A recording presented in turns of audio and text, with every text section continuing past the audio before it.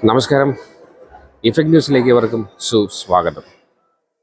അഖിലേന്ത്യ general secretary സഖാവ് MA baby യോഗത്തിൽ റിപ്പോർട്ട് ചെയ്യുന്നു. PB അംഗങ്ങളായ സഖാക്കൾ പിണറായി വിജയൻ, വിജയരാഘവൻ എന്നിവർ യോഗത്തിൽ പങ്കെടുത്തു.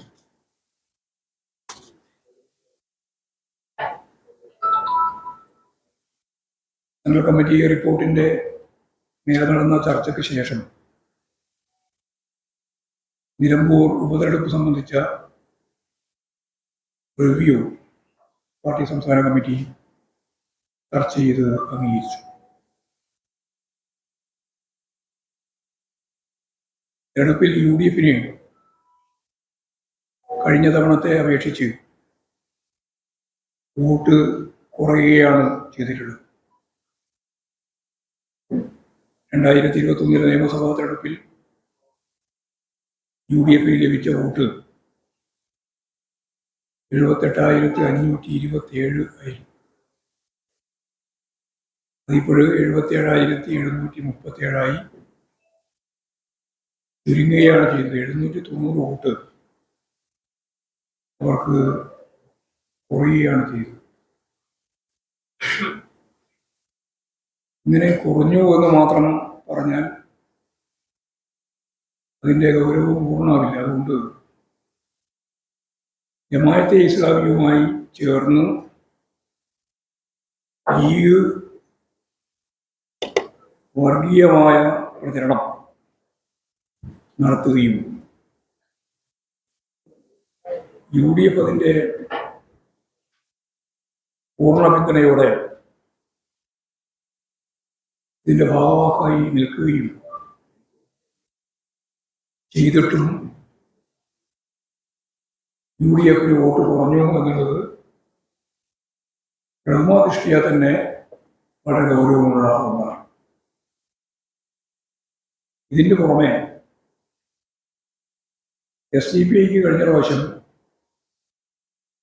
4,751 വോട്ട് ലഭിച്ചിരുന്നു.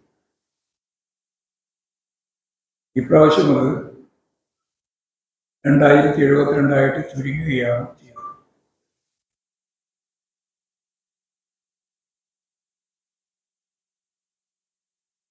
SDPIയുടെ വോട്ടും UDFന്റെ കുറ്റിയിലാണ് വന്ന് ചേർന്നത് എന്നും എല്ലാവർക്കും അറിയാം. BJP സ്ഥാനാർത്ഥി തന്നെ വോട്ടുകൾ എണ്ണുന്നതിന് മുമ്പ് ഇടതുപക്ഷത്തെ പരാജയപ്പെടുത്താൻ BJP വോട്ട് UDF നൽകിയിട്ടുണ്ട് എന്ന് പത്രസമ്മേളനത്തിൽ പരസ്യമായിട്ട് പറയുന്ന നില ഉണ്ടായി. ആ വോട്ടുകളും UDF അനുകൂലമായിട്ട് ലഭിച്ച പട്ടികയിൽ വരും. BJPക്ക് അവിടെ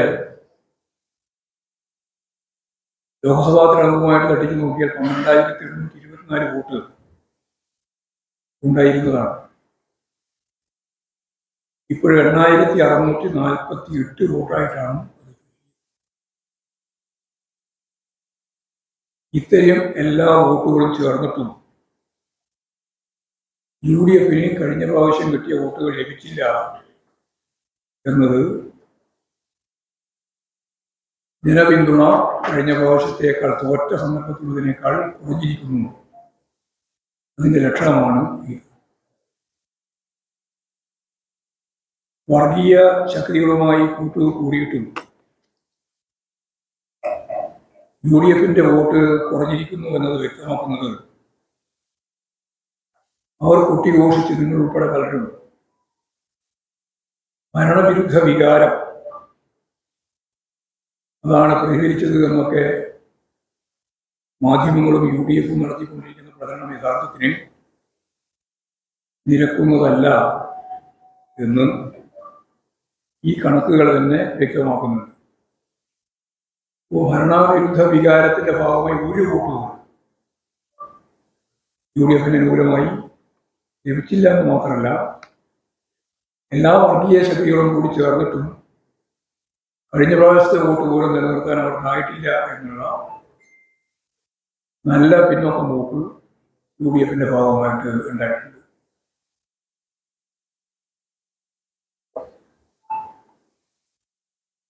രണ്ടാമത്തെ വളരെ പ്രധാനപ്പെട്ട ഒരു പ്രശ്നം LDF-വുമായിട്ട് ബന്ധപ്പെട്ട കാര്യങ്ങളാണ്. ഇടതുപക്ഷ ജനാധിപത്യ മുന്നണിയുടെ രാഷ്ട്രീയ അടിത്തറ ഓറലേൽക്കാതെ ശക്തിപ്പെട്ട് നിലനിൽക്കുന്നുണ്ട്.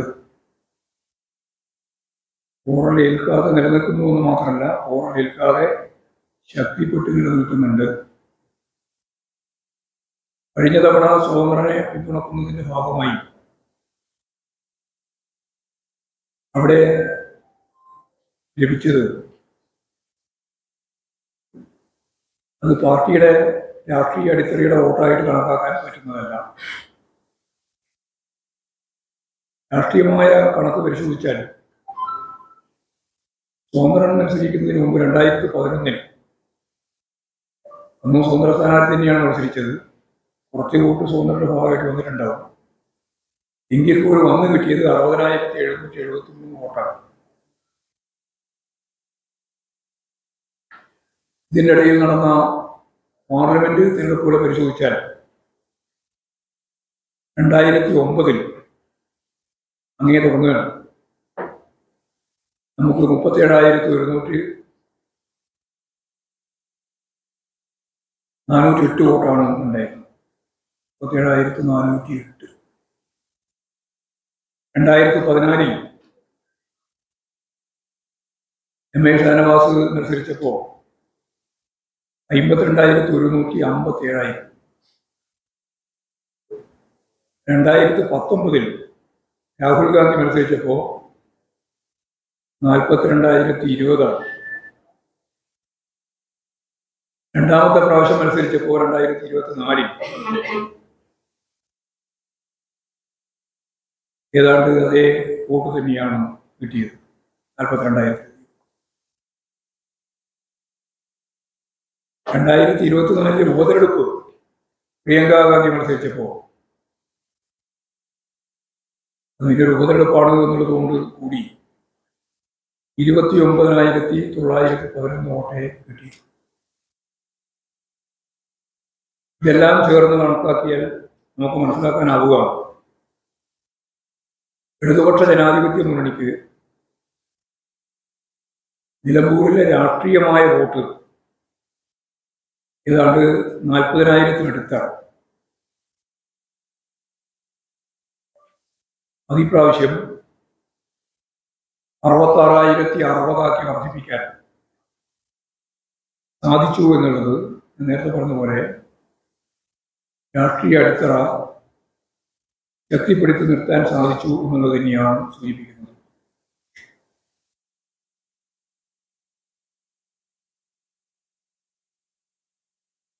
നേരത്തെ ഇടതുപക്ഷ ജനാധിപത്യ മുന്നണി ഗവൺമെന്റിന്റെ കഴിഞ്ഞ 9 വർഷക്കാലത്തെ പ്രവർത്തനത്തിനിടയിൽ അവിടെ പ്രധാനം ചെയ്യുന്നത് സ്വതന്ത്രനായിരുന്നു. വലിയ വികസന പ്രവർത്തനങ്ങളാണ് ആ നിലമ്പൂർ നിയോജകമണ്ഡലത്തിൽ നടത്തിയിരുന്നത്.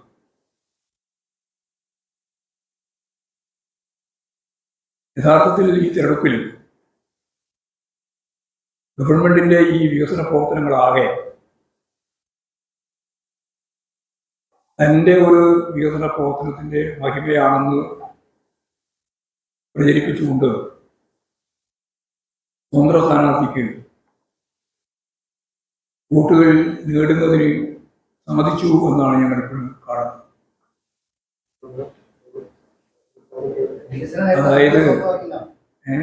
അതായത് വികസന പ്രവർത്തനത്തെ തൻ്റെ പട്ടികയിൽ ഉൾപ്പെടുത്തി ഗവൺമെന്റിന്റെ വികസന പ്രവർത്തനം വന്നതിന് പകരം സ്വതന്ത്രനായിട്ട് മത്സരിച്ച് ജയിച്ച അൻവറിന്റെ വികസന പ്രവർത്തന പട്ടികയിൽ ഉൾപ്പെടുത്തിയിട്ടാണ് പ്രചരണം മുഴുവൻ നടത്തിയത്. അത് വോട്ട് അവർക്ക് ലഭിക്കുന്നതിന് ഇടയാക്കിയിട്ടുണ്ട് എന്ന് ഞങ്ങളിപ്പോൾ കാണുന്നു. അത് സ്ഥായിയായി നിലനിൽക്കുന്ന ഒന്നല്ല. താൽക്കാലികമായ ഒരു പിന്തുണ മാത്രമായിട്ട് ഇതിനെ കാണാൻ സാധിക്കും.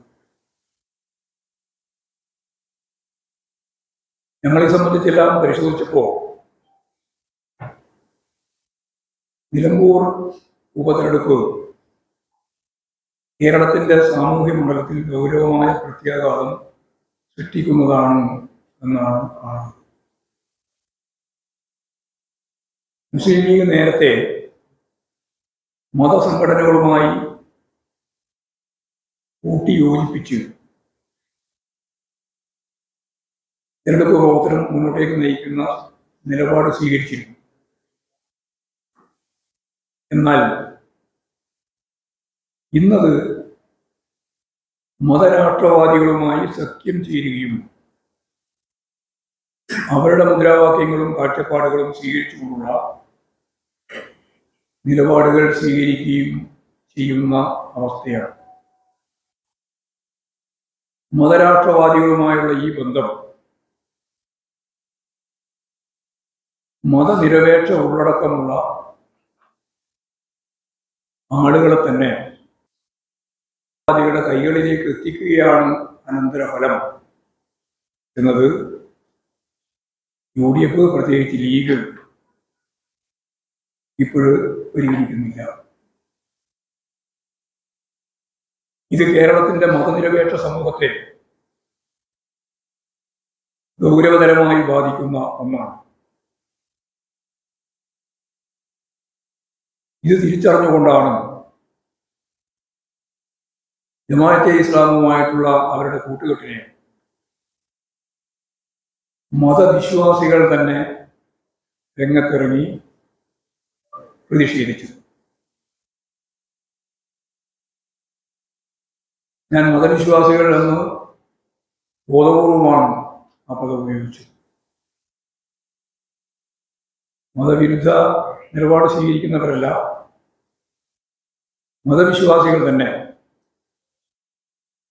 ജമാഅത്തെ ഇസ്ലാമിയുമായി ബന്ധപ്പെട്ടിട്ടുള്ള ഈ മതരാഷ്ട്രവാദത്തെ ശക്തിയായി എതിർക്കുന്ന തരത്തിലേക്ക് വന്നിട്ടുണ്ട്. ഇത് സ്വാഭാവികമായ ഒരു സംഭവം തന്നെയാണ്. ഇന്ത്യയുടെ ചരിത്രം പരിശോധിച്ചാൽ ഹിന്ദുരാഷ്ട്രവാദം, ഹിന്ദുത്വ, സർക്കാർ മുന്നോട്ടേക്ക് വെച്ച ഹിന്ദുത്വവാദത്തിനെതിരെ മതനിരപേക്ഷ ഉള്ളടക്കത്തിന് വേണ്ടി വാദിച്ച ഏറ്റവും പ്രധാനപ്പെട്ട നേതാവ് ഹിന്ദുമത വിശ്വാസിയായ മഹാത്മാഗാന്ധി തന്നെയായിരുന്നു എന്നത് ചരിത്രത്തിന്റെ ഭാഗമാണ്. മൗലാന അബ്ദുൽ കലാം ആസാദ് നല്ല പരിചയമുള്ളൊരു പേരാണ്. ഇസ്ലാമിക മതരാഷ്ട്രവാദങ്ങൾക്കും ശക്തിയായ എതിർപ്പ് സ്വീകരിച്ച സമീപനം നമ്മൾ ചരിത്രത്തിന്റെ ഭാഗമായിട്ട് കണ്ടതാണ്. ഇത്തരത്തിൽ മതവിശ്വാസികളായ ജനതയെ മതരാഷ്ട്രവാദികളുടെ കൈകളിലേക്ക് എത്തിക്കുന്ന പ്രശ്നം സജീവമായി ഈ തെരഞ്ഞെടുപ്പ് മുന്നോട്ടേക്ക് വെക്കുന്നു. ഇതിനെതിരായി മതവിശ്വാസികളായ ജനത രംഗത്ത് വരും എന്ന് തന്നെയാണ് ഞങ്ങൾ പ്രതീക്ഷിക്കുന്നത്. എല്ലാ മതവിശ്വാസികൾക്കും ഒന്നായി ജീവിക്കാൻ കഴിയുന്ന കേരളത്തിന്റെ സാമൂഹ്യ അന്തരീക്ഷം അത് തകർക്കുന്നതിനു വേണ്ടിയാണ് ഈ കൂട്ടുകെട്ട് രൂപപ്പെടുന്നത്. ഇതിനെ ശക്തിയായി നേരിടേണ്ടത് ജനാധിപത്യ മതനിരപേക്ഷ കേരളത്തിന്റെ ഏറ്റവും പ്രധാനപ്പെട്ട ആവശ്യം. വളരെ പ്രധാനപ്പെട്ട മറ്റൊരു കാര്യം, രാഷ്ട്രീയ രംഗത്ത് പ്രവർത്തിക്കുമ്പോൾ നന്നായി വായിക്കുകയും പഠിക്കുകയും എഴുതുകയും ചെയ്യുന്നവരായി മാറിയ ഒരുപാട് രാഷ്ട്രീയ നേതാക്കളെ ദേശീയ സ്വാതന്ത്ര്യ പ്രസ്ഥാനത്തിന്റെ കാലം മുതൽ ഇങ്ങോട്ട് എല്ലാവർക്കും അറിയാം. നമ്മുടെ ജനാധിപത്യ സമൂഹത്തിൽ തന്നെ അത് വളരെ പ്രധാനപ്പെട്ട മുതൽക്കൂട്ട് കാണുകയാണ്. ദേശീയ പ്രസ്ഥാനത്തിലെ നേതാക്കളെല്ലാം ഇത്തരത്തിലുള്ള രീതി കാത്തു സൂക്ഷിച്ചവരാണ്. ജവഹർലാൽ നെഹ്റുവിൻ്റെ ഇന്ത്യയെ കണ്ടെത്തലും വിശ്വചരിത്രാവലോകനവും എല്ലാം ഇത്തരമൊരു സംസ്കാരത്തിൻ്റെ ഭാഗമായി ഉയർന്നു വന്നതാണ്. കേരളത്തിൽ VMSന്റെ തന്നെ നിരവധി ഗ്രന്ഥങ്ങൾ, സ്വാതന്ത്ര്യസമര ചരിത്രം ഉൾപ്പെടെ ഈ കാഴ്ചപ്പാടോടുകൂടി തന്നെയാണ് രൂപപ്പെട്ട് വന്നത്. സ്വരാജ് സ്ഥാനാർത്ഥിയായി നിലമ്പൂർ ഉപതെരഞ്ഞെടുപ്പിന്റെ ഭാഗമായിട്ട് വന്നപ്പോൾ കാര്യങ്ങൾ വായിക്കുകയും പഠിക്കുകയും എഴുതുകയും ഒക്കെ ചെയ്യുന്ന ഒരു സ്ഥാനാർത്ഥി എന്ന നിലയിൽ ഫലപ്രദമായ നിലപാടുകൾ വിശദീകരിക്കുകയും ചെയ്യുന്ന രാഷ്ട്രീയ നേതാവ് എന്ന നിലയിൽ നല്ലപോലെ ആ മണ്ഡലവും കേരളവും അദ്ദേഹത്തെ അംഗീകരിച്ചു.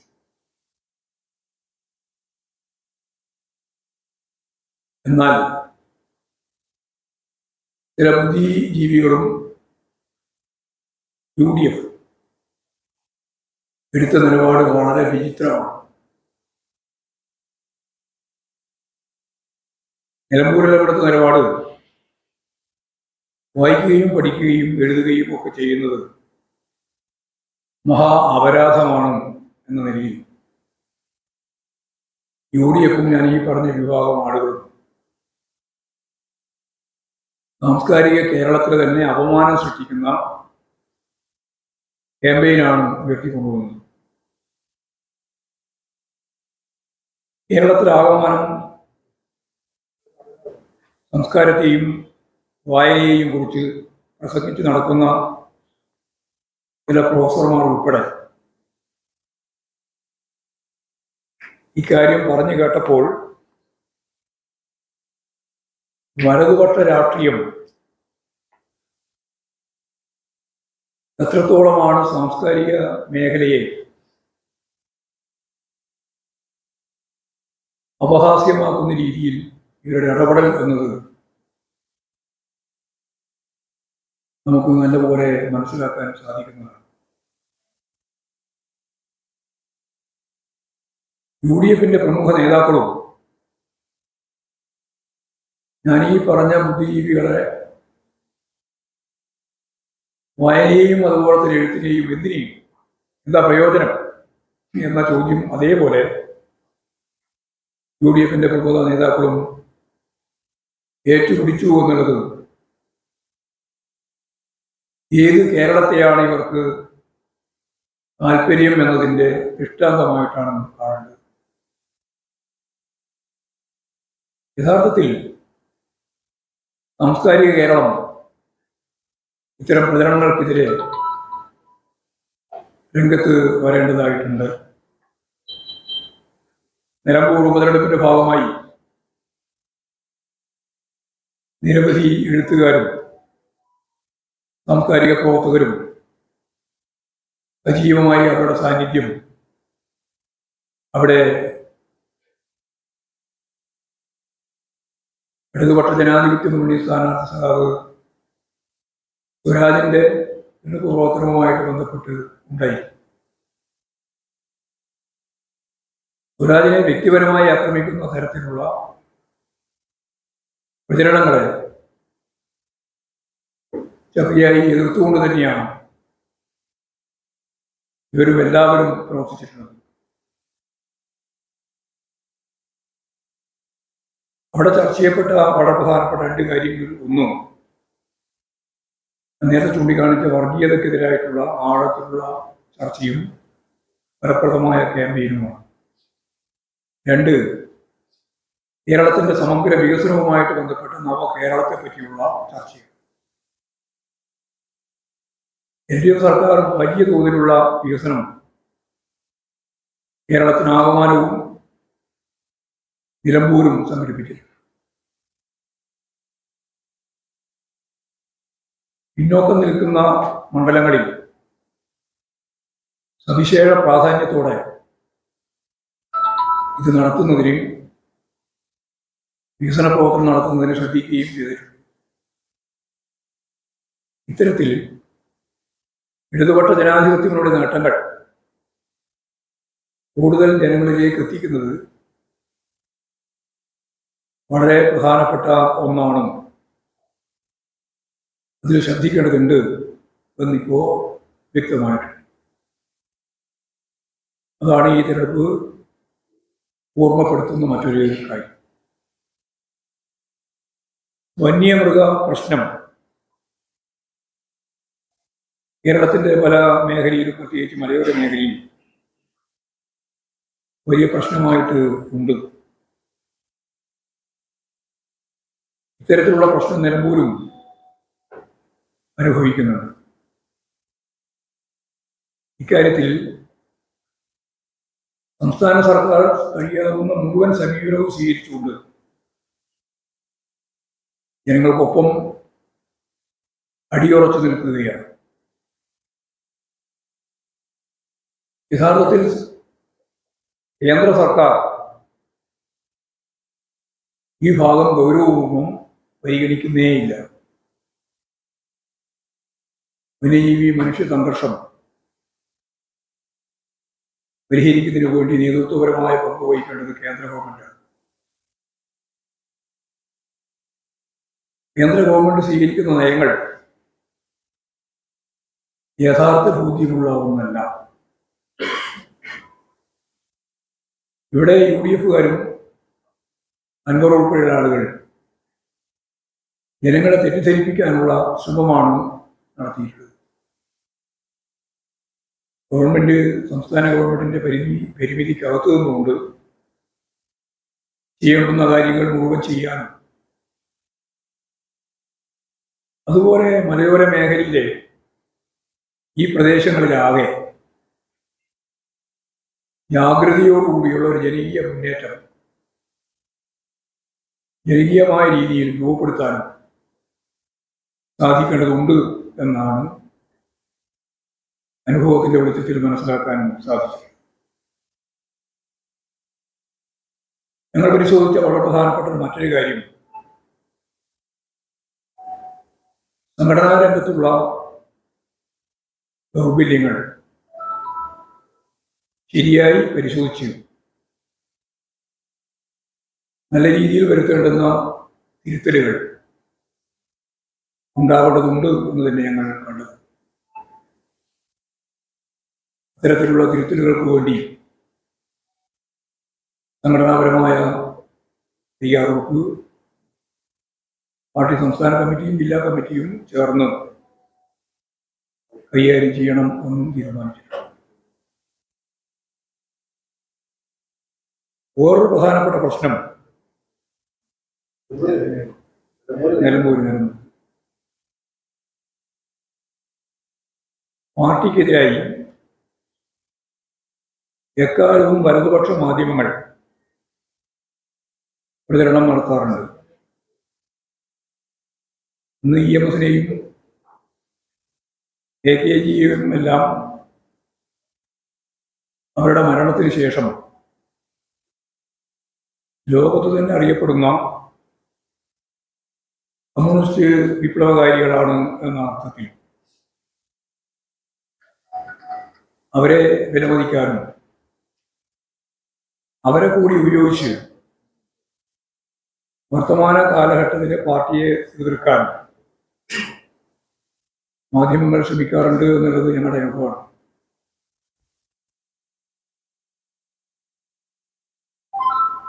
ഏത് പാർട്ടിയെ സംരക്ഷിക്കാനാണോ അവരുടെ ജീവിതം തന്നെ സമർപ്പിച്ചത്, അവരെ കൂടി ഉപയോഗപ്പെടുത്തി പാർട്ടിയെ ദുർബലപ്പെടുത്താനാണ് ഇപ്പോഴീ വലതുപക്ഷ ശക്തികൾ, മാധ്യമങ്ങൾ ഉൾപ്പെടെ ശ്രമങ്ങൾ നടത്തിക്കൊണ്ടിരിക്കുന്നത്.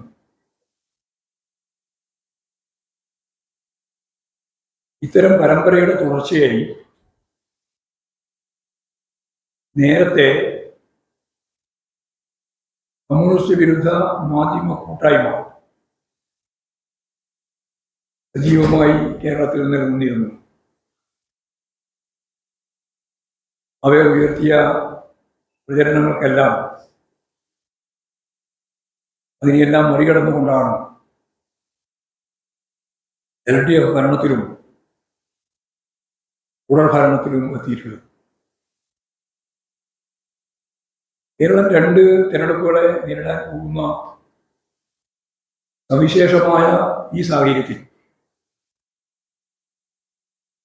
UDFിൻ്റെ അകത്ത് മാധ്യമങ്ങൾ തന്നെ പുറത്തു കൊണ്ടുവന്നതുപോലെ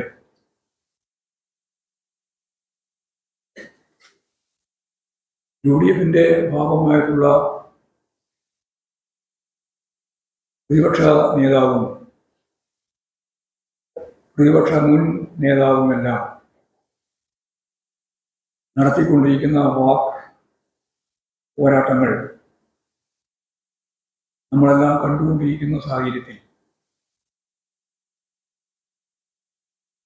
CPIMന്റെ അകത്തും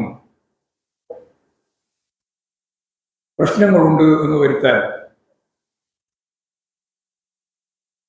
ഈ പറഞ്ഞ തെരഞ്ഞെടുപ്പ് പശ്ചാത്തലത്തെ അടിസ്ഥാനപ്പെടുത്തി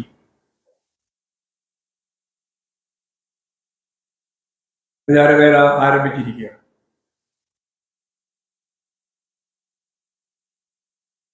കേരളത്തിലെ ഇടതുപക്ഷ ജനാധിപത്യ മുന്നണി ഗവൺമെന്റ് ഇതിന്റെ 3ാം ടേമിലേക്ക് നീങ്ങും എന്ന അവസ്ഥയിലുള്ളപ്പോഴാണ് ഈ പ്രചാരവേലക്ക് ആക്കം കൂട്ടുന്നത്. പാലക്കാട്, ചേലക്കര, നിലമ്പൂർ ഉപതെരഞ്ഞെടുപ്പുകൾ ഭരണവിരുദ്ധ വികാരം എന്ന് കുട്ടി ഘോഷിച്ച് പ്രചരണം നടത്തിയവർക്ക് വസ്തുതാപരമായിട്ട് മനസ്സിലായി ഭരണവിരുദ്ധ വികാരത്തെ അടിസ്ഥാനപ്പെടുത്തി വോട്ടുകൾ വിഭജിക്കുന്നില്ല. ഇത് വളരെ ഗൗരവമുള്ള പ്രശ്നമാണ്. അവരിതിങ്ങനെ നിരന്തരം പറയുന്നുണ്ടെങ്കിലും ആ പറയുന്നതിന്റെ ഭാഗമായിട്ട് അവരാഗ്രഹിക്കുന്ന രീതിയിൽ വോട്ട് വിഭജിക്കുന്നില്ല.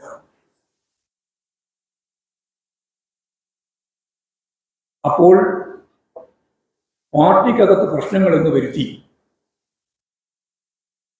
ആ രീതിയിൽ പാർട്ടിക്കകത്ത് പ്രശ്നങ്ങൾ വരുത്താൻ അല്ലെങ്കിൽ ഉണ്ട് എന്ന് പ്രചരിപ്പിക്കാൻ ഇപ്പോൾ ശ്രമം നടത്തിയിരിക്കുക. കമ്മ്യൂണിസ്റ്റ് പാർട്ടിക്ക് ഇത് ഒത്തിരിയായ ഒരു കാര്യമല്ല. ഇപ്പോൾ സെക്രട്ടറിക്കെതിരായിട്ടുള്ള വിമർശനം എന്ന് പറയുന്നത് പാർട്ടിക്കെതിരായിട്ടുള്ള വിമർശനമാണെന്ന് ഞങ്ങൾക്ക് പണ്ടേ അറിയാം. ഇപ്പോൾ പാർട്ടി സെക്രട്ടറിക്കെതിരായിട്ട് എന്ന് പറയുന്ന വിമർശനം പാർട്ടിക്കെതിരായ വിമർശനമാണ് എന്ന് പാർട്ടിക്ക് മുമ്പേ അറിയാം. അതിവിടെ കേരളത്തിലെ കമ്മ്യൂണിസ്റ്റ് പാർട്ടിയുടെ സെക്രട്ടറിമാരായിട്ട് വന്ന എല്ലാവരും കൃത്യമായിട്ട് അനുഭവിച്ചതുമാണ്. ആ ഒരു ചരിത്രബോധമെല്ലാം ഞങ്ങൾക്കെല്ലാം ഉണ്ട്. സമ്മേളന കാലയളവിൽ വലിയ പ്രചരണത്തിന് വേണ്ടി ശ്രമം നടത്തിയിരുന്നു. പക്ഷെ അവരാഗ്രഹിച്ചതുപോലെ ഒരു കാര്യവും അവർക്ക് കൈകാര്യം ചെയ്യാൻ പറ്റിയിട്ടില്ല. സമ്മേളനം അതിൻ്റെ ചരിത്രത്തിലെ ഏറ്റവും ശ്രദ്ധേയമായ ഗൗരവമുള്ള പഠനാർഹമായ സമ്മേളനമാക്കി രൂപപ്പെടുത്താൻ പാർട്ടിക്ക് ആകെ സാധിച്ചിട്ടുണ്ട്. ചിലരെല്ലാം അത്തരത്തിലുള്ള ഘട്ടത്തിലും കുറേ കാര്യങ്ങളൊക്കെ പറഞ്ഞു പോകാൻ ശ്രമിച്ചിട്ടുണ്ടെങ്കിലും സമ്മേളന വിജയം അവരെ വായ അടപ്പിക്കുന്ന ഒന്നായി. ഇത്തരത്തിൽ വീണ്ടും പ്രചരണവുമായി ചില മാധ്യമങ്ങൾ രംഗത്ത് വരികയാണ്.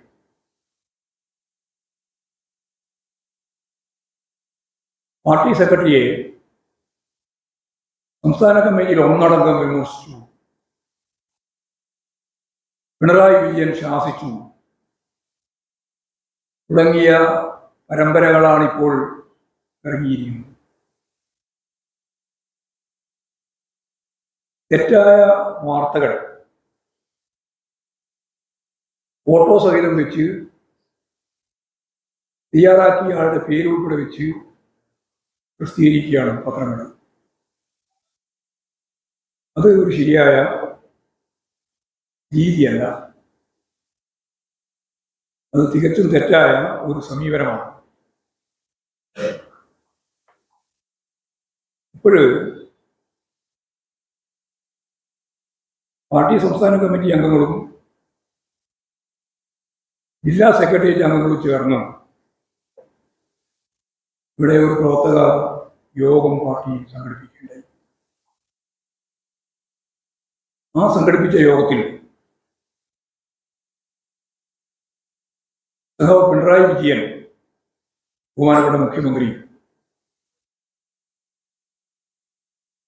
എനിക്കെതിരായി വലിയ രീതിയിൽ കടന്നാക്രമണം നടത്തി എന്ന ധരിപ്പിക്കുന്ന വാർത്ത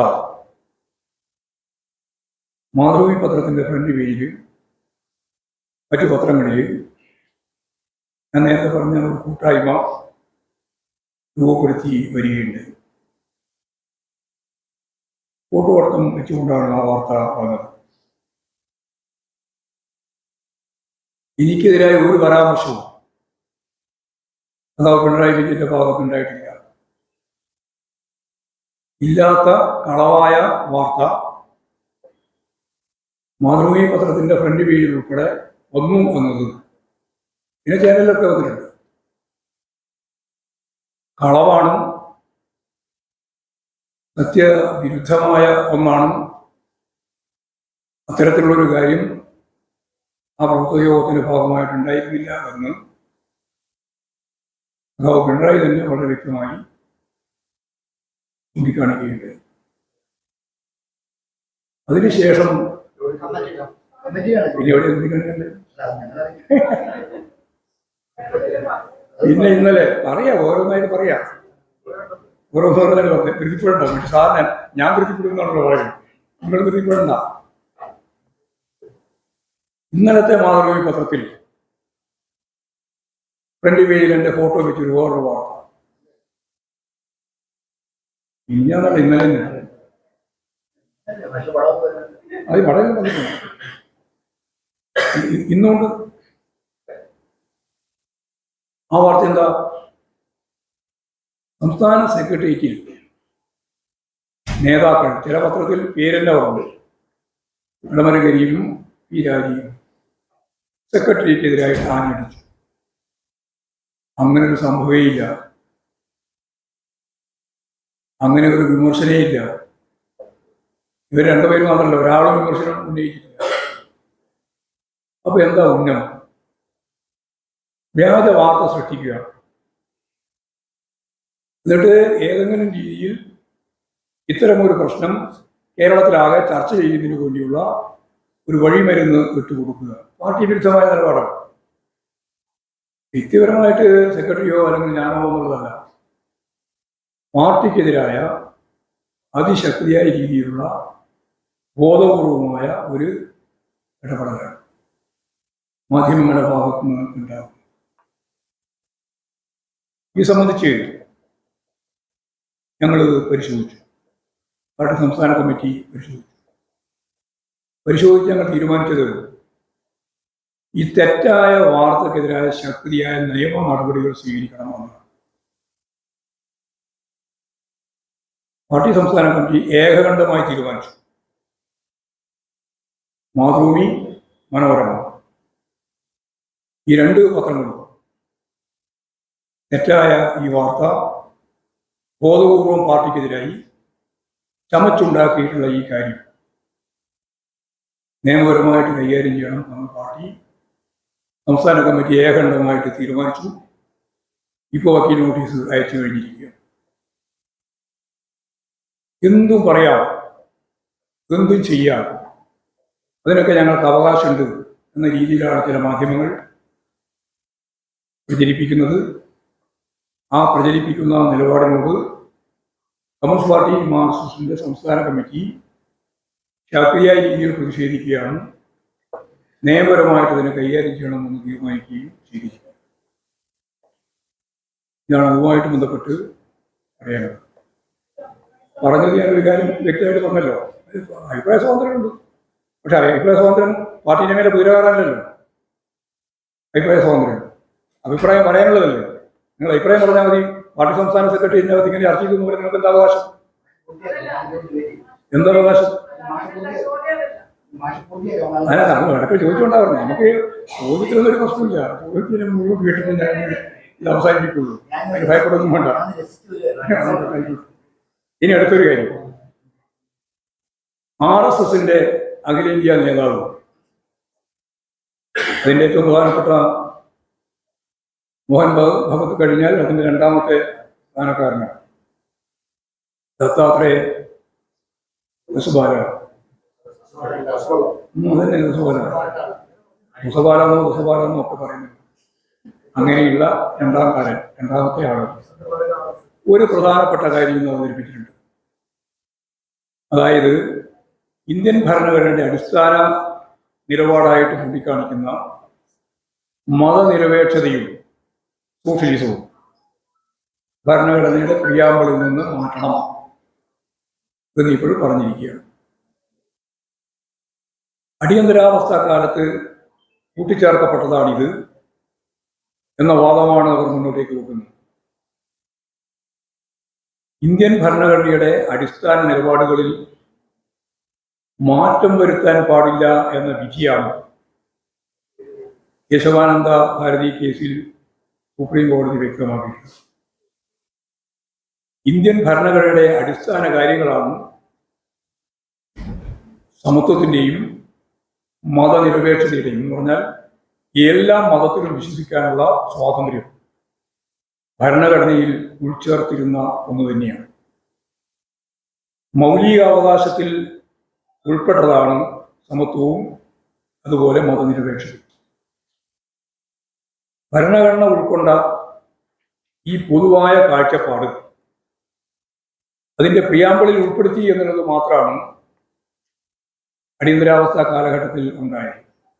അല്ലാതെ മൗലികമായ എന്തെങ്കിലും മാറ്റം വരുത്തിയിട്ടില്ല. പക്ഷെ അതും അനുവദിക്കില്ല. പ്രിയാമ്പിളിൽ വരുത്തിയ ഈ മാറ്റം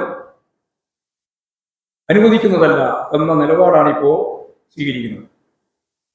ഭരണഘടനാപരമായ മൗലികാവകാശത്തിന്റെ ഭാഗമായിട്ട് ചൂണ്ടിക്കാണിച്ച സോഷ്യലിസത്തിന്റെയും സമത്വത്തിന്റെയും ഏത് മതത്തിൽ വിശ്വസിക്കാനുള്ള അവരുടെ അവകാശത്തെയും മതനിരപേക്ഷ ഉള്ളടക്കത്തെയും ഇല്ലായ്മ ചെയ്യുന്നതിന് വേണ്ടി RSS എടുത്തുകൊണ്ടിരിക്കുന്ന നിലപാടാണ് യഥാർത്ഥത്തിൽ വീണ്ടും ആവർത്തിച്ച് ഏതെങ്കിലും ഒരു MLA MP എന്നല്ല, ഒരു RSSന്റെ സംഘപരിവാറിന്റെ ഏറ്റവും പ്രമുഖനായ നേതാവ് ഇപ്പോഴും ചൂണ്ടിക്കാണിച്ചിട്ടുള്ളത് ഇപ്പോൾ സ്വാതന്ത്ര്യത്തിന്റെയും സമത്വത്തിന്റെയും മതനിരപേക്ഷതയുടെയും ഉള്ളടക്കത്തെ ഇല്ലായ്മ ചെയ്യാൻ ശ്രമിച്ചുകൊണ്ടിരിക്കുന്നത്. മുമ്പേ RSS അത് തന്നെയായിരുന്നു ശ്രമിച്ചുകൊണ്ടിരിക്കുന്നത്. അതിപ്പോഴും വീണ്ടും ശക്തിയായിട്ട് ഉന്നയിക്കുന്നത് മതരാഷ്ട്ര സിദ്ധാന്തം ഫലപ്രദമായിട്ട് കൈകാര്യം ചെയ്യാൻ മതനിരപേക്ഷതയും പറ്റില്ല, സോഷ്യലിസവും പറ്റില്ല എന്നുള്ളതുകൊണ്ടാണ്. അതുകൊണ്ട് ഇത്തരത്തിലുള്ള നിലപാടുകൾ ശക്തിയായിട്ട് എതിർക്കപ്പെടേണ്ടതാണ് എന്ന കാര്യം കൂടി ഇതിന്റെ ഭാഗമായിട്ട് പറഞ്ഞു.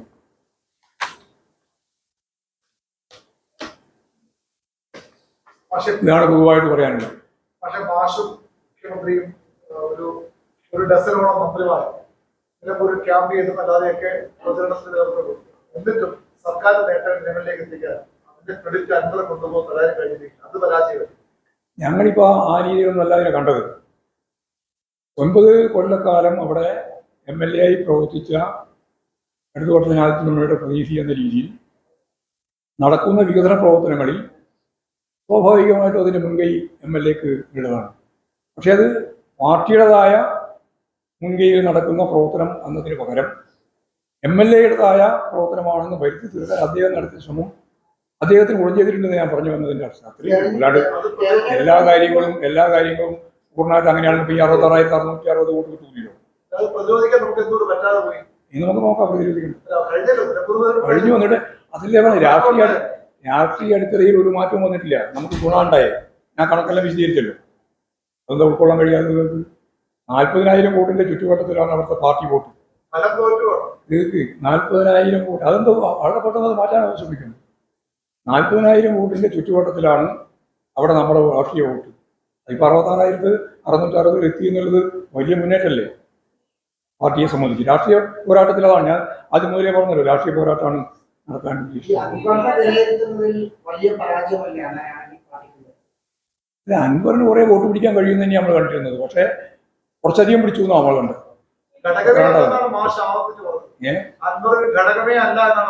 അല്ല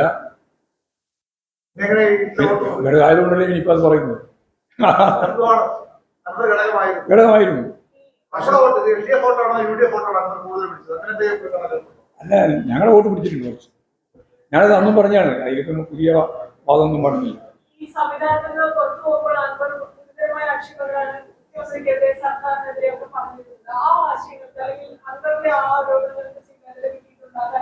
ഒന്നും കിട്ടാൻ സാധ്യതയുണ്ടായിട്ടില്ല. സാധ്യതയുണ്ടെങ്കിൽ ഒരു 66,560 വോട്ട് കിട്ടൂല്ലോ. ഞാൻ നേരത്തെ പറഞ്ഞത് നിങ്ങളുടെ മനസ്സിൽ വെക്കണം. 40,000 വോട്ടിൻ്റെ ചുറ്റുവട്ടത്തിലുള്ള രാഷ്ട്രീയ വോട്ടുള്ളൊരു മണ്ഡലം. ആ മണ്ഡലത്തിൽ ഞങ്ങൾക്ക് ഈ രാഷ്ട്രീയ പോരാട്ടത്തിൽ 66,660 വോട്ട്, ഞാൻ ആവർത്തിക്കുന്നില്ല, അത്രയും വോട്ട് കിട്ടിയല്ലോ. അതാ ഭദ്രമായ ഒരു അടുത്തപ്പെട്ട രാഷ്ട്രീയത്തിന് അവിടെ നേടാനായി. അത് സ്വരാജിൻ്റെ സ്ഥാനാർത്ഥിത്വം ഉൾപ്പെടെ ചേർത്തുകൊണ്ടാണ്. വികസന നേട്ടങ്ങളെല്ലാം ചേർത്തുകൊണ്ട് തന്നെ കിട്ടിയത്. അല്ലെങ്കിൽ ഈ വോട്ടൊന്നും കിട്ടില്ല.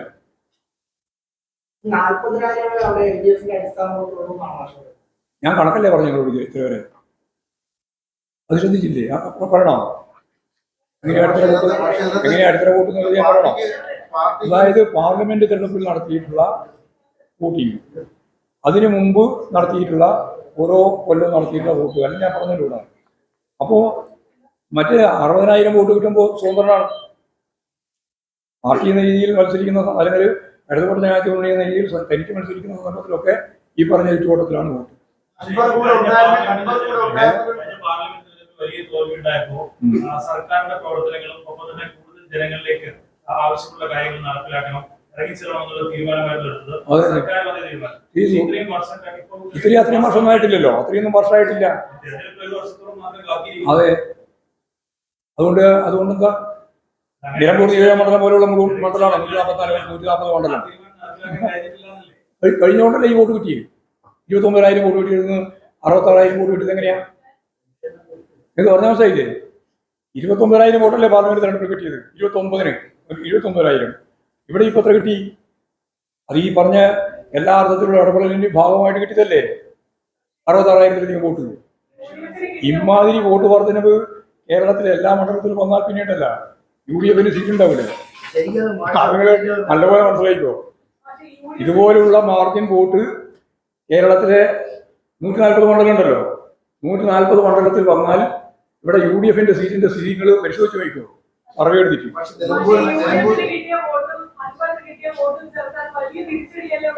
അങ്ങനെ കുറെ വോട്ട് കൂടി ചേർത്താൽ വലിയ തിരിച്ചടിയായിരിക്കും. പറയുന്നത് അൻവറിന് കിട്ടിയ വോട്ടിന്റെ അകത്ത് ഞങ്ങളെ വോട്ട് കൂടി ഉണ്ടെന്നല്ലേ ഞാൻ നേരത്തെ പറഞ്ഞത്.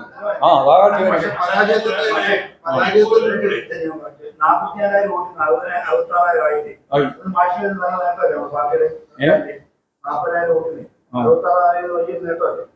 എന്താ ഉദ്ദേശിക്കുന്നത്?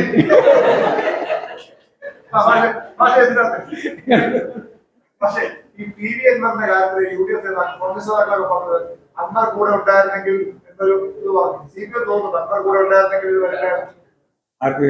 കോൺഗ്രസിന്റെ ഒപ്പം തന്നെയാണ് അൻവർ ഉള്ളത്. അന്നും അത് ഇന്നും അത് നാളെയാണ്. ഞാനത് ആദ്യമേ പറഞ്ഞില്ലേ, ഇടതുപക്ഷ ജനാധിപത്യ മുന്നണിയെ വഞ്ചിച്ചു പോയ വഞ്ചകനായ ഈ അൻവർ UDF വേണ്ടിയിട്ടാണ് കളം മാറിയത്. അത് കാണണ്ടേ? ആ വഞ്ചകനായ അൻവറിന് വോട്ട് നേടാൻ കുറച്ച് സാധിച്ചു. അത് വലിയ രീതിയിലൊന്നുമല്ല, കുറച്ച് വോട്ട് നേടാൻ സാധിച്ചിട്ടുണ്ട്.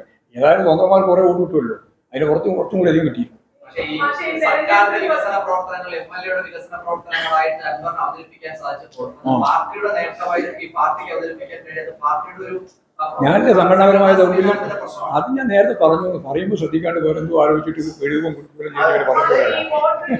ഞാൻ നേരത്തെ പറഞ്ഞു, ഞങ്ങളുടെ സംഘടനാ ദൗർബല്യം ഞങ്ങൾ അവിടെ താഴെ വരെ പരിശോധിച്ച് ആവശ്യമായ തിരുത്തലുകൾ വരുത്തും എന്ന് ഞാൻ പറഞ്ഞല്ലോ. അത് തിരുത്തും.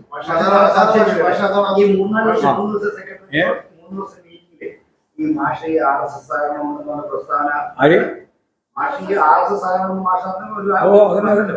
ഈ 3 ദിവസത്തെ സെക്രട്ടേറിയറ്റ് സംസ്ഥാന കമ്മിറ്റി എങ്ങനെയാണ് വിലയിരുത്തിയത്? അല്ല ഞങ്ങളതിനെ പറ്റി വിലയിരുത്തേണ്ട കാര്യമില്ല. അപ്പോൾ തന്നെ ഞാനും സംസാരിച്ചിട്ടുണ്ട്, അന്ന് ഇവിടെ തന്നെയല്ലേ സംസാരിച്ചത്.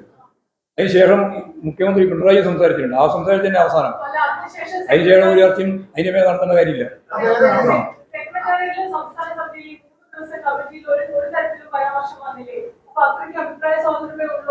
ഓ അഭിപ്രായ സ്വാതന്ത്ര്യത്തിന്റെ തലമുടി കിടക്കില്ലേ അതിന്റെ മുടിയില്ലേ. ഞങ്ങളെ സംബന്ധിച്ചിടത്തോളം ഞങ്ങൾ ഈ സർവ്വദേശീയ ദേശീയ രാഷ്ട്രീയ കാര്യങ്ങളും നിലമ്പൂർ ഉപതെരഞ്ഞെടുപ്പ് ഉൾപ്പെടെ എല്ലാം ചർച്ച ചെയ്തിട്ടുണ്ട്.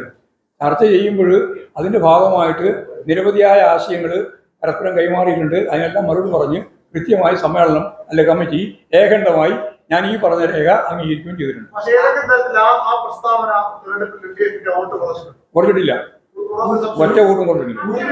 ആ ഉറപ്പായിട്ടും കൂട്ടിയിരുന്നതുകൊണ്ടോ ഞാൻ പറഞ്ഞില്ല. അങ്ങനെ ഇപ്പൊ ഓരോന്നൊരു പരിശോധിക്കട്ടെ, അതെല്ലാം പരിശോധിക്കാൻ നമുക്ക്. അല്ല സ്റ്റേറ്റ് കമ്മിറ്റി മൊത്തം പരിശോധിച്ചതിന്റെ ഇല്ല ഞാൻ നിങ്ങളോട് പറഞ്ഞ ഇത്രയും കാര്യം.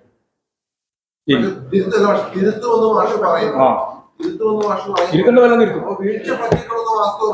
ഇത് നിങ്ങൾക്ക് ഒരു റേറ്റിംഗ് കൊടുക്കാൻ വേണ്ടിയില്ലേ നാളെ മനോരമ ഫ്രണ്ട് പേജിൽ വീഴ്ച പറ്റി എന്ന് പറയാനില്ല. ആ തിരുത്തും. ഇല്ല അതിപ്പം നിങ്ങളോട് പറയാൻ പറ്റില്ല. നിങ്ങളോട് പറയാനുള്ള തിരുത്തലൊന്നും അല്ലല്ലോ. ഞങ്ങൾ മനോഹരമായ തിരുത്തലാണ്. നിങ്ങളോട് പറഞ്ഞ ഞങ്ങൾ തിരുത്താൻ പോകുന്നത്. ഇല്ല ഒന്നുമില്ല, ഒരു കമ്മിറ്റിയും ഇല്ല. ഞങ്ങളെല്ലാം നല്ലോണം പഠിച്ചിട്ടുണ്ട്. രണ്ട് മാർക്കിന്റെ ഭാഗമായിട്ട്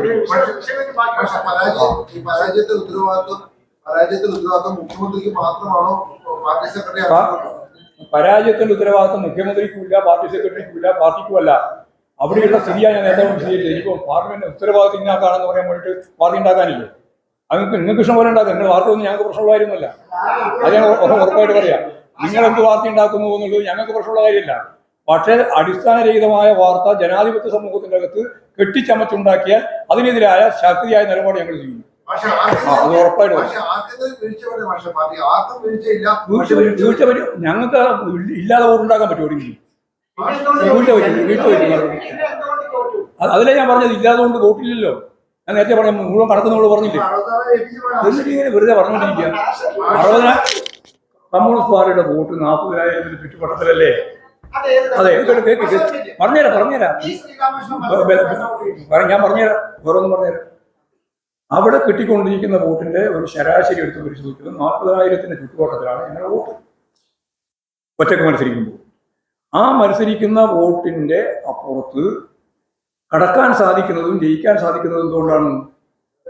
വോട്ട് നേടാൻ സാധിക്കുന്ന സ്വതന്ത്രന്മാരെ കൂടി ചേർത്ത് വോട്ട് ചെയ്യുമ്പോഴാണ് അടുത്ത പറഞ്ഞ ജനാധിപത്യത്തിലൂടെ ജയിക്കുന്നത്.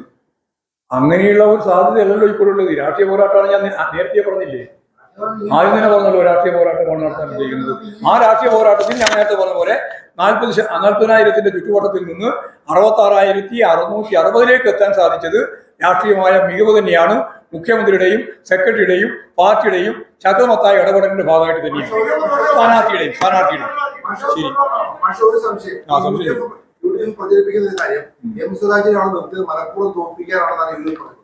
അസംബന്ധം പറയുന്നതിനോടൊന്നും ഞങ്ങൾക്ക് യോജിക്കില്ല. അതിനൊന്നും മറുപടിയില്ല. അസംബന്ധം പറയുന്ന, അതായത് കേരളത്തിലെ മുഴുവൻ ആളുകളും അതുപോലെ തന്നെ നിലമ്പൂരും പൂർണ്ണമായിട്ട് അംഗീകരിച്ച ഒന്നാണ്. അല്ല അധികം ഓരോരോ സംശയം കേൾക്കുന്നുകൊണ്ടിരിക്കുന്നതിനാണ്. അതുകൊണ്ട് ഞങ്ങളെ സംബന്ധിച്ചിടത്തോളം UDF ആരെങ്കിലോ പറയുന്നതല്ല, ഞങ്ങൾക്ക് നിർത്താൻ പറ്റിയ ഏറ്റവും കൃത്യമാർന്ന ഒരു സ്ഥാനാർത്ഥിയാണ് സ്വരാജ്. പക്ഷേ പാർട്ടിയുടെ സംസ്ഥാന സമ്മേളന റിപ്പോർട്ടിൽ അവൈലബിൾ സെക്രട്ടറി പോലും പങ്കെടുത്തില്ലെന്ന് പറഞ്ഞൊരു നേതാവിനെ അതല്ല ഞങ്ങൾ സ്വയം വിമർശനപരമായിട്ട് പലതും കാണും, പറയും, തിരിച്ചും കേട്ടാ. നിങ്ങൾ ഏതോ ഒരു കാലത്തുള്ള അവൈലബിൾ സെക്രട്ടേറിയറ്റ് യോഗത്തിൽ പങ്കെടുത്തില്ല പറഞ്ഞിട്ട് അതും പറഞ്ഞ ആളുകൾ നടന്നോ? നിങ്ങൾ അവിടെ നിന്നാൽ മതി. ഞങ്ങൾ അവിടെ നിന്ന് മാറി. ഞങ്ങൾ അവിടെ നിന്നെല്ലാം എത്രയോ മുന്നോട്ടേക്ക് പോയി. എല്ലാ അവൈലബിൾ സെക്രട്ടേറിയറ്റിലും പങ്കെടുക്കുന്ന അവസ്ഥയിലേക്ക് എത്തി. നല്ല തിരുത്തൽ വരുത്തിക്കൊണ്ട് മുമ്പോട്ടേക്ക് പോവാണ്. നിങ്ങൾ അന്നേരെ ഉള്ളത് നിങ്ങൾ നിൽക്കുക, അവിടെ നിന്നാൽ മതി. വല്ലം കഴിഞ്ഞതിന് ശേഷം ഞാൻ പറഞ്ഞു. സംശയം എന്താ പറയുക? റിപ്പോർട്ടുകാരുടെ സംശയം ചെയ്യുന്നില്ല. സ്വരാജിന് മുമ്പ് പാർട്ടി സ്ഥാനാർത്ഥിയായി നിലമ്പൂരിൽ മത്സരിച്ചത് ശ്രീരാമകൃഷ്ണൻ. ശ്രീരാമകൃഷ്ണൻ മാഷ് പറയുന്ന ഈ 40,000 കുറവ് തോട്ടാണ് കിട്ടിയത്. കിട്ടിയത് 69 അല്ലേ? അതിനൊട്ടും കൂടുതലല്ലേ? 66,600. അതിനെക്കണ്ടി കുറവായിരുന്നു. എന്താ ചോദിച്ചുകൊണ്ടിരിക്കുന്നത്? അതാ ഞാൻ റൗണ്ടായിട്ട് പറഞ്ഞു നേരത്തെ. കേട്ടാൽ സംശയം ചോദിച്ചത് വിചാരിക്കും 90,000 കിട്ടിയതാണ് വിചാരിച്ചിട്ടുള്ളത്. വെറുതെ ശരി മതി. സൂപ്പർ ഡാൻസിനെതിരെ വലിയ എന്ത് സൂപ്പർ ഡാൻസ് അതൊരു പേരല്ലേ. അതായത് കായികവും മാനസികവുമായ ഒരു ഉല്ലാസം രൂപപ്പെടുത്താൻ വേണ്ടി പുതിയ തലമുറയിൽ ശരിക്കും പറഞ്ഞാൽ വാമിംഗ് അപ്പാണ്. സ്പോർട്സ് അറിയുന്നവരുണ്ടോ ഇതിൻ്റെ അകത്ത്? അറിയാമല്ലോ. വാമിംഗ് അപ്പാണ് എന്ന് പറഞ്ഞാൽ വിവിധ ശരീരത്തിൻ്റെ അവയവങ്ങളെ ഫലപ്രദമായിട്ട് ഒരു പ്രത്യേക രീതിയിൽ കാര്യങ്ങൾ കൈകാര്യം ചെയ്ത് പോകാൻ പ്രാപ്തമാക്കുന്നതാണ് വാമിംഗ് അപ്പ്. ഇപ്പോൾ ഫുട്ബോൾ, വോളിബോൾ, അത്ലറ്റ്സ് ഉൾപ്പെടെയുള്ളതിലെല്ലാം നമ്മൾ ഇടപെടുമ്പോൾ അതിൻ്റെ ആദ്യത്തെ ഒരു മസിൽ കൃത്യത വരുത്തുന്നതിന് വേണ്ടിയിട്ടുള്ള ശാരീരിക ക്ഷമതയ്ക്ക് വേണ്ടി നടത്തുന്ന ഒന്നാണ്. അത്രയേ അതിനെ കാണേണ്ടിയുള്ളൂ. അത് മ്യൂസിക്കെല്ലാം ചേർത്ത് ചെയ്യുന്നു എന്ന് മാത്രമേ ഉള്ളൂ. യഥാർത്ഥത്തിൽ വാമിംഗ് അപ്പാണ്.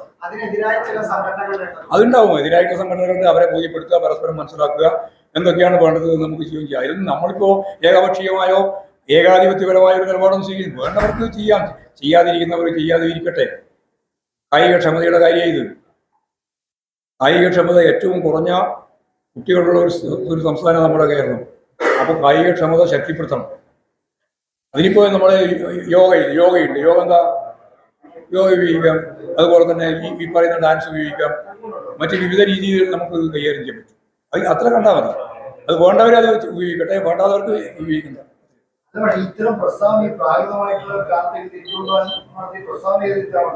ഞാനിപ്പോൾ കൃത്യമായിട്ട് പറഞ്ഞു, ഇത് ഒരു കായിക സംസ്കാരത്തിന്റെ ഭാഗമാണ്. ശാരീരികവും മാനസികവുമായ ഉല്ലാസത്തിലേക്ക് പുതിയ തലമുറയെ നയിക്കുന്നതിന് വേണ്ടിയുള്ള ഒരു ശരിക്കും പറഞ്ഞാൽ വാമപ്പാട്ട്. അത് ചിലർക്ക് എതിർപ്പുണ്ട്. എതിർപ്പുള്ളവർക്ക് വേണ്ട, എതിർപ്പില്ലാത്തവർ ചെയ്ത് പോട്ടെ, അത്രയാണ്. BS-ന്റെ ആരോഗ്യത്തിന് നേരത്തെ ഒരു ബുള്ളറ്റ് ഇറക്കിയിരുന്നു. അതിൽ കാര്യമായ എന്തെങ്കിലും പ്രശ്നം നമ്മളിപ്പോൾ അഭിമുഖീകരിക്കുന്നില്ല. എന്നാൽ വലിയ പുരോഗതിയിലാണ് എന്ന് പറയാനും സാധിക്കുന്നതല്ല. സ്ഥിതി സ്റ്റേബിളാണ് എന്നാണ് അവർ പറഞ്ഞത്. ഡോക്ടർമാരെല്ലാവരുമായി മുഖ്യമന്ത്രി ചർച്ച ചെയ്തു. ഞങ്ങളെല്ലാം ദൈനംദിനം പോയി ബന്ധപ്പെടുമ്പോഴൊക്കെ അതാണ് പറയുന്നത്.